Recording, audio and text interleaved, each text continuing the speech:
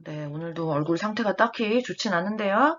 여러분들 아마 이 강의를 수강하고 있을 시점에는 중간 과제를 거의 했거나 아니면 중간 과제를 하고 있겠네요. 그쵸? 원래는 여러분들에게 완전히 그냥 강의도 없이 자유로운 중간 과제 준비 기간을 드리고 싶었는데 학교 지침상 네, 시험을 실시간으로 실시하지 않으면 반드시 이 수업 시수를 채우게끔 되어 있기 때문에 우리 열심히 그래도 강의를 수강을 해야 되겠어요. 예. 하지만 부담감은 좀 적게 드리고자 시험과도 크게 관계가 없고 그냥 우리 교재에서 가장 재미있는 내용으로 좀 뽑아가지고 구성을 해봤거든요. 그래서 너무 좀 이렇게 아 뭐야 진짜 하기 싫다라는 마음보다는 좀 그냥 편안한 마음으로 25분씩 좀 들어보자라는 마음으로 접근하셨으면 좋겠습니다. 분명 여러분들 교사 생활에도 엄청 도움이 될 만한 내용이에요. 그렇기 때문에 예, 잘 수강해 주시길 바래요. 자, 창의적 교수법 세미나 보너스 강의 현장 사례편입니다. 제가 보통 이 창의적 교수법 세미나 그 수업을 여태까지 계속 해보면 여기 교재에 후반부에 보면 현장 사례가 들어있는데 현장 강의에선 이걸 되게 열심히 하는데 녹화 강의 때는 시간적인 제약 때문에 사실 하지 못해요. 그럼에도 불구하고 제가 그 현장 사례를 지금 녹화 강의 때 다루는 것은, 너무 좋은 일이라고 생각을 합니다. 예, 정말 되게 도움이 되는 실질적인 팁이 많이 들어있는 내용인데, 녹화 강의에서 하지 못했는데, 이번 기회로, 예, 중간 과제 기간에 우리 함께 다뤄보도록 할게요. 오늘 교재는 172페이지를 펴주시면 돼요. 172페이지. 현장 사례 무려 20번입니다. 네. 제목은 누가 내 고래를 자꾸 괴롭히는 거야 이건데요. 지금 텍스트 보지 마시고 그냥 제 거 강의 화면 보시거나 아니면 지금 만약에 강의를 켰다가 뭔가 이렇게 바쁜데 막 시간을 내서 하기보다는 오늘 강의는 사실 교재를 보실 필요는 없거든요. 그냥 편안한 마음으로 눈을 감고 귀를 열어서 ASMR을 듣듯이 들으시면 돼요. 그렇기 때문에 핸드폰으로 이 클래스 접속되는 거 아시죠? 핸드폰으로 이 클래스 접속하셔가지고 주무시기 전에 이제 다시 켜주셔도 됩니다. 예. 그래서 자꾸 카톡 오는데 그냥 무시하시고요. 편안한 마음으로 우리 함께 이제 세 가지 사례를 살펴보도록 할게요. 오늘 이제 그 첫 번째 사례. 누가 내 고래를 자꾸 괴롭히는 거야? 입니다. 네. 교재 피지 마세요. 교재 피면 재미가 없습니다. 네, 교재를 피지 마셔야 이게 되게 재밌는 사례가 될 수 있어요. 자, 시작할게요. 교재 172페이지라고 되어 있는데 피지 말래요. 그쵸? 자, 자유선택 활동 시간 만 4세반 유아 5명이 서로 힘을 합쳐 미술 영역의 박스, 풀, 가위, 색연필, 테이프 등을 이용하여 1m 정도의 엄청나게 큰 고래를 박스를 이용해서 만들었어요. 너무 기특하죠? 6살짜리 아이들이 응차 응차 해서 자 저기 꼬리 할게. 난 여기 이 부분 만들 거야. 그럼 내가 눈을 그릴게 해서 열심히 아름답게 고래를 한 마리를 딱 완성을 시킨 거예요. 그런데 다음날 아침 고래를 만든 유아 중 한 명인 그 5명 중에 한 명인 다인이라는 여자아이와 그리고 지후라는 남자아이가 투닥투닥 다투는 소리가 들렸어요. 그러니까 담임 선생님은 당연히 관심을 갖고 그쪽으로 갔죠. 봤더니 다인이가 갑자기 굉장히 속상한 표정을 짓고 선생님, 지우가 자꾸 우리가 같이 만든 고래 입에 테이프를 감아서 망가뜨려요. 하지 말라고! 막 이렇게 막 얘기를 하는 거예요. 그럼 지우는 그냥 무표정으로 와가지고 스카치 테이프로 갖다가 고래의 입을 막 둥둥둥둥 감아버리는 거예요. 자, 어때요, 여러분? 고래. 이 상황을 볼 때 지후는 어떤 유아일 거란 생각이 드세요? 그러니까 여러분들 편안하게 지금 이런 상황 굉장히 기관에서 많이 마주할 수 있는 상황이에요. 아이들의 갈등 상황. 그런데 정말 힘들게 협동작품으로 멋지게 하나를 딱 완성을 시켰어, 애들이. 근데 그걸 만들지도 않은 애가 갑자기 와가지고 테이프로 입을 막 이렇게 칭칭 감고 막 뭐 자기 스티커 같은 거 붙여놓고 이랬을 때 보통의 선생님들은 어떨까요? 지우는 굉장히 문제가 있는 애다. 어, 뭔가 아이가 결여돼서 관심 받고 싶어서 그런 행동을 하나 봐요. 혹은 친구들하고 같이 놀고 싶었나 봐요. 혹은 자기도 참여하고 싶었나 봐요. 혹은 평소에 공격적이고 좀 뭔가 불만이 많은 친구였나 봐요. 다양한 답변이 나올 수 있을 것 같은데 대개는 어떤 답변이겠어요?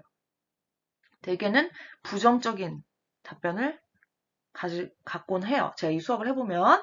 그래서 막 지우 같은 친구 만나기 싫다, 뭐 힘들다 이런 답변을 많이 이렇게 듣곤 했는데 여러분 오늘 제가 이 이야기를 나누고 싶은 주제는 무엇이냐면요. 바로 선생님들의 편견에 대한 이야기예요. 편견.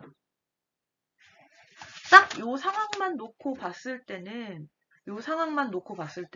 지후는 여러분들이 말씀하신 대로 그닥 긍정적인 행동을 한 유아는 아닌 듯 보입니다. 그렇죠. 그런데 의외로 여러분들 되게 유치원 현장 교사 되면 되게 어려울 것 같다라는 생각을 또 제가 괜히 드리는 것 같은데 사실 아이들의 행동이 이렇게 표출된다면 우리가 우리의 눈으로 바라보는 아이들의 행동 이면에는 굉장히 많은 숨겨진 사실들이 있을 수 있다라는 점을 꼭 기억해 주세요. 지금부터 지후의 행동이 왜 그랬는지에 대해서 설명을 드릴게요. 자, 사실은 이렇습니다. 네, 다소 자극적인 사진이 있을 수 있으니 시청에 주의하시기 바랍니다. 사실은 이 협동 작품으로 5명의 아이들은 그냥 자기들이 알고 있는 고래를 만들기 작품으로 표상한 거예요. 만 4세 아이들의 어떤 그 발달 수준에 아주 적합하고 아름다운 놀이 상황이었죠. 그런데 이 지후라는 아이는 좀 특별해요. 네. 고래의 입에 테이프를 감았던 이유는요, 무엇이냐 하면 172페이지에 나와 있어요. 하단에. 담임선생님이 지우를 이제 데리고 왔어요. 네. 일단 아이들이 불만이 많기 때문에 네, 더 큰 격한 상황으로 확장되기 전에 그 아이를 분리시켜서 데리고 와서 지우랑 대화를 나눠보는 거예요. 지우야, 왜 고래 입에다가 테이프를 감았어? 이때 교사의 목소리는 어때야 될까요? 차분하고 네, 객관적이어야 돼요.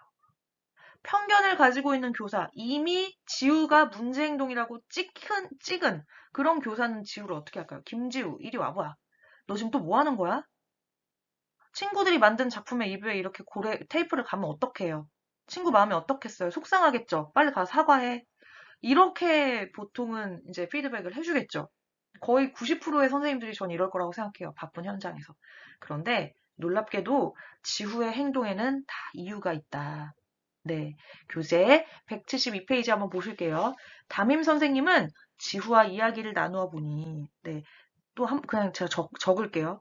반드시 문제 상황이 있을 때 아이와 대화를 나눌 때 선생님은 담담해야 되고, 객관적이어야 되고, 차분해야 돼요.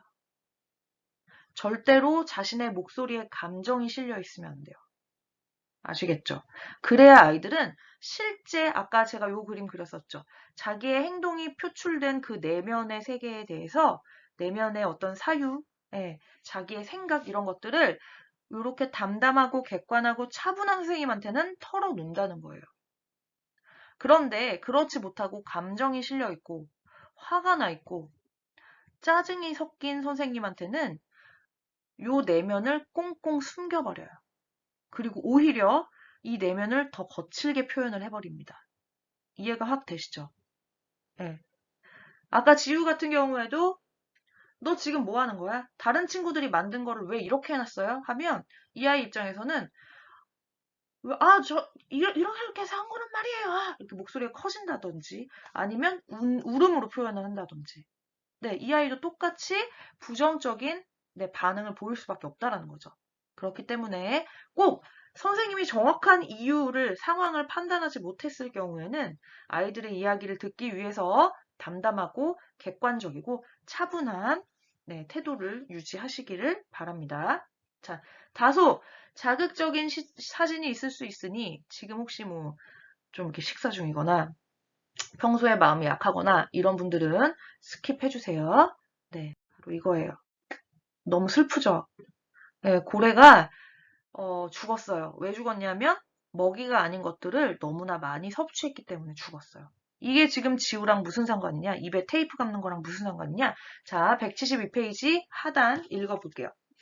담임 선생님은 지후와 이야기를 나누어 보니 이때 이야기는 어떻게 나눠야 된다고요? 담담하고 차분하고 객관적으로 나눠야 된다. 지우가 고래를 만든 것을 집에서 자랑을 한 거예요. 네. 아빠, 오늘 유치원에서 친구들이 박스 가지고 엄청 큰 고래를 만들었어요. 이렇게 얘기할 수 있겠죠. 네. 그렇게 유치원에서 있었던 일을 집에 가서 회상하면서 막 신나게 이야기를 한 거예요. 이것도 너무 예쁜 일이죠. 네, 칭찬해야 받아야 되는 지우의 행동이에요.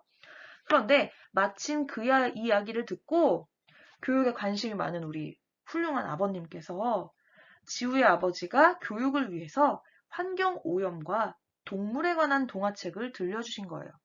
고래를 삼킨 바다 쓰레기, 뭐 이런 책을 읽어주신 거죠. 함부로 버린 쓰레기가 고래의 입속으로 들어가지 못하게 보호하려고 한 방법으로 지우는 함께 만든 고래의 입을 테이프로 감고 있었던 거예요. 어때요, 여러분? 뭔가 마음 한구석에 지우에 대한 미안한 마음이 싹 올라오지 않으신가요? 자, 굉장히 부정적으로 아까 만약에 바라봤다면 지우를 막 혼냈어. 그럼 지우가 보아하니 여러분들 생각해보면 어때요? 언어 전달을 굉장히 잘하는 친구죠. 그러면 지우가 집에 가서 아빠한테 또 어떻게 얘기할까요? 나 오늘 아빠랑 어제 고래가 너무 불쌍해서 친구들이 만든 고래 입을 테이프로 감았는데 선생님한테 혼났어요.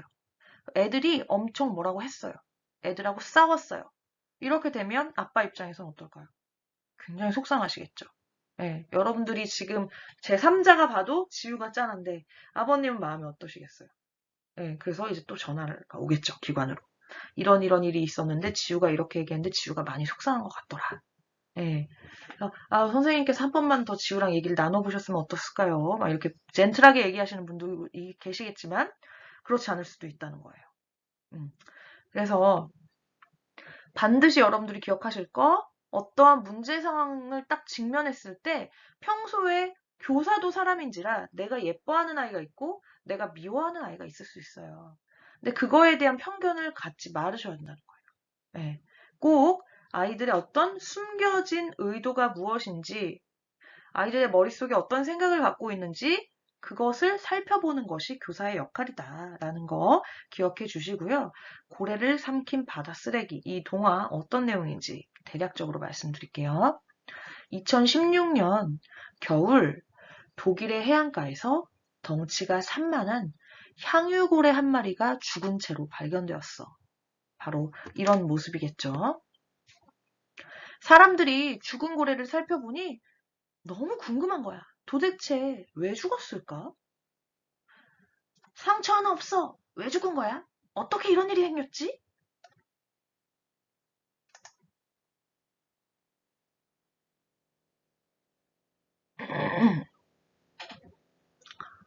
죄송해요. 지금 화면이 꺼져가지고.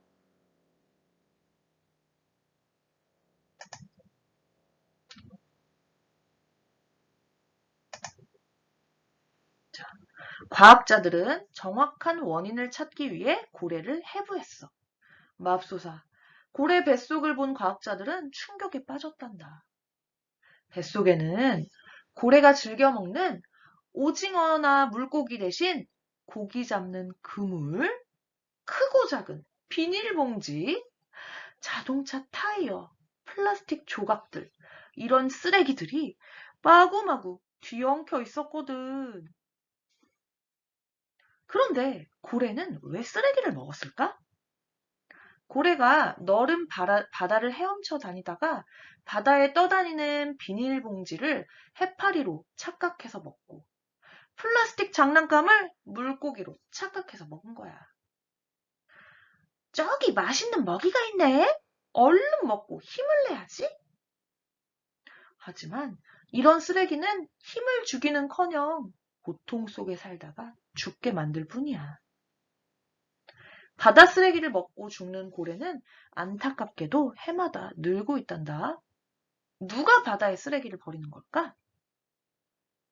에이, 그물이 또 찢어졌네. 고기를 잡는 어부가 망가진 그물을 바다에 버리기도 하고, 낚싯바늘이 못 쓰게 됐잖아. 낚시꾼이 낚싯바늘이나 낚싯줄을 버리기도 하고, 파도가 높아서 컨테이너가 떨어지고 있어. 화물선에 실린 짐이 떨어져서 쓰레기가 되기도 해. 자, 비가 내리면 쓰레기는 빗물에 쓸려서 하수구로 들어가. 하수구에서 하천으로, 하천에서 강으로, 강에서 바다로 흘러가지. 그러니까 우리가 산이나 강에서 버린 쓰레기들이 바다로 들어갈 수 있는 거야. 도대체 바다에 버려지는 쓰레기는 얼마나 될까? 그 옛날 자연에서 모든 것을 해결할 때는 바다에 쓰레기가 없었어. 하지만 세월이 흘러 사람들이 편리한 생활을 위해 여러 가지 다양한 물건을 만들어내자 바다에도 쓰레기가 늘기 시작했지. 사람들이 사용하는 모든 것이 바다 쓰레기가 될 수 있거든. 한 해에 버려지는 바다 쓰레기는 1,000만 톤이 넘어. 1,000만 톤이라는 게 어떤 숫자인지 아니? 너희들이 길가에서 볼 수 있는 트럭이 1톤이야. 그런데 그 트럭이 1,000만 개가 있어야 되는 거야. 자, 그 한 해에 버려지는 바다 쓰레기 중에 가장 많은 것은 플라스틱이야. 플라스틱으로 만든 숟가락, 인형, 물병, 병뚜껑, 포장용기, 비닐봉지, 블록 등 너무너무 많아.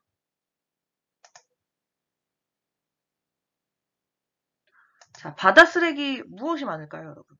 여기 이 책을 고래를 삼킨 바다 쓰레기라는 이 책을 보면 이렇게 동그란 표에 그 약간 일종의 환경 동화이기 때문에 이런 정보를 전달하는 지식이 많이 담겨 있어요. 보면은 바다 쓰레기 중에서 되게 놀라지 마세요, 여러분. 상당수가 담배하고 담배 필터예요. 담배 꽁초를 이렇게 담배를 피고 바다에 이렇게 탁 버리는 거지. 담배하고 담배 필터가 무려 18%. 왠지 욕 같은 그런 퍼센테이지네요. 그쵸? 18%. 각종 봉투류가 8.6%. 되게 의외지 않아요? 담배 꽁초와 담배 필터가 봉투보다도 더 많은 수치를 갖고 있어요. 2배 이상이나. 네. 각종 봉투가 8.6%, 음료수병, 플라스틱이 8.6%, 부표, 뭔지 아시죠? 배 같은 데 이제 뜨게 하는 부표가 6.7%, 각종 병뚜껑이 6%, 음료수병이 6%, 음료수 캔이 4.9%, 포장용기가 4.5%, 로프, 끈이 3.5%, 그 줄이죠, 줄. 그쵸? 그게 3.9%, 일반적인 끈이 3.8%, 기타, 잡것들이 29.3%로 가장 많아요. 그러니까 기타가 30% 가까이 되고, 그 다음 가장 많은 게 담배하고 담배 필터인 거예요. 그래서 혹시라도 주변에 흡연자가 있다면 얘기해 주세요. 당신이 무심코 핀 한 가비의 그 담배꽁초가 바다 쓰레기가 될 수 있다고 얘기해 주세요. 물론 바다에서 직접 피고 버린 사람들이 제일 나쁘겠지만. 네.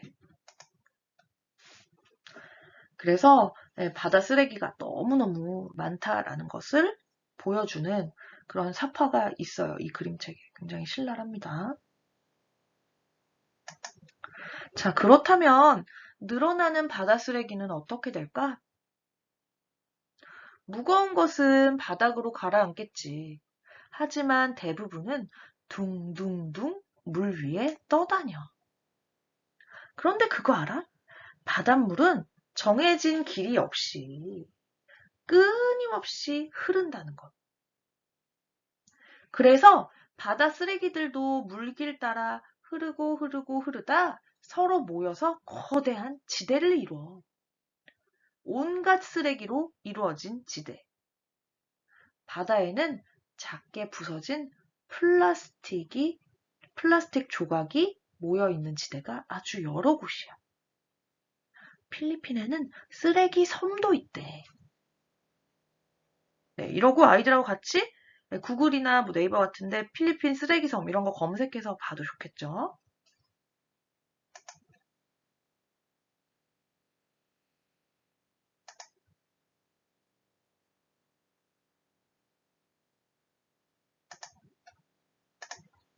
바다에 쓰레기가 늘어나면 어떤 일이 생길까? 그리고 아이들에게 물어보는 거예요. 아이들이 답변을 할 겁니다. 자, 밧줄 고리에 묶여 죽을 것 같아. 거북이도 목이 졸리고 물고기들도 숨을 못 쉬어서 죽고. 안 먹어도 배가 불러. 왜 그러지? 제발 목에 걸린 낚싯바늘 좀 빼줬으면 좋겠다. 내 몸에서 그물을 좀 떼어줘. 사람들이 버린 쓰레기 때문에 바다 동물들이 고통받고 있어. 향유고래가 죽은 것도 결국은 사람 때문이야.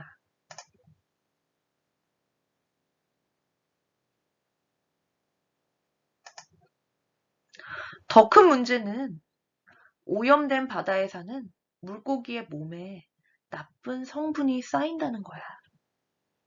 손톱보다 작은 미세 플라스틱은 너무 작아서 어떤 것으로도 건져내기가 어려워.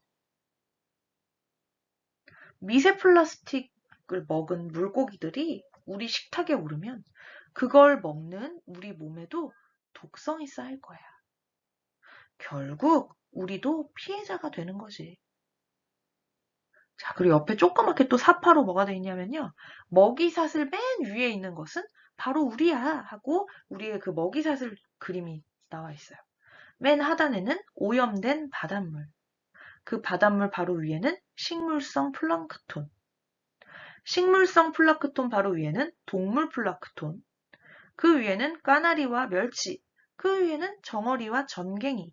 그 위에는 참다랑어와 참치. 그쵸? 그 위에는 바로 사람. 그런데 위로 갈수록 어때요? 농축량이 높아져서 결국 최고 우위에 있는 사람이 가장 많은 나쁜 물질을 섭취하게 된다라는 그림이에요. 네, 이런 것도 아주 잘 나와 있습니다.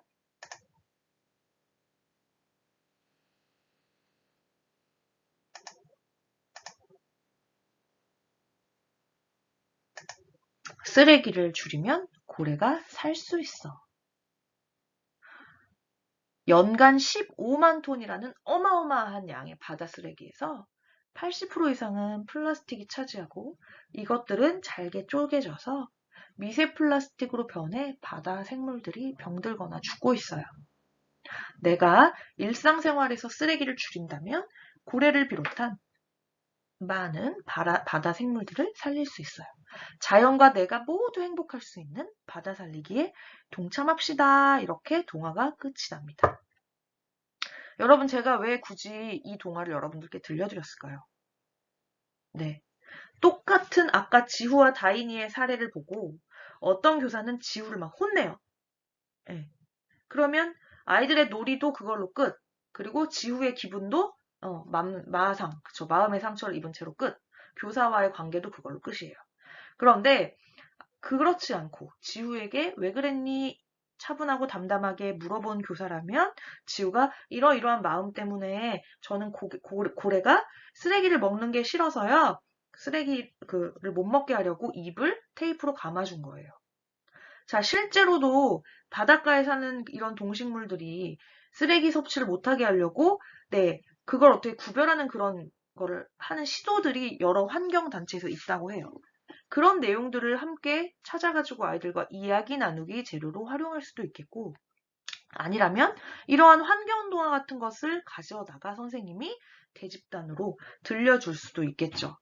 그러면서 우리가 다 함께 이런 바다 생물들을 보호할 수 있는 방법은 어떤 것들이 있을까? 하고 그것과 관련된 새로운 놀이를 또 우리가 확장해 갈 수 있어요. 이게 뭐예요? 1구 개정 누리과정에서 얘기하는 놀이 중심 교육 과정인 거예요.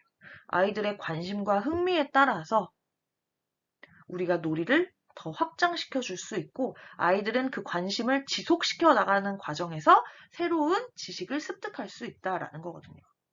즉, 지후의 이 하나의 행동이 누군가에게는 문제 행동이 돼서 소멸시켜야 되는 그런 게 될 수도 있겠지만 누군가에게는 아주 풍부하고 즐거운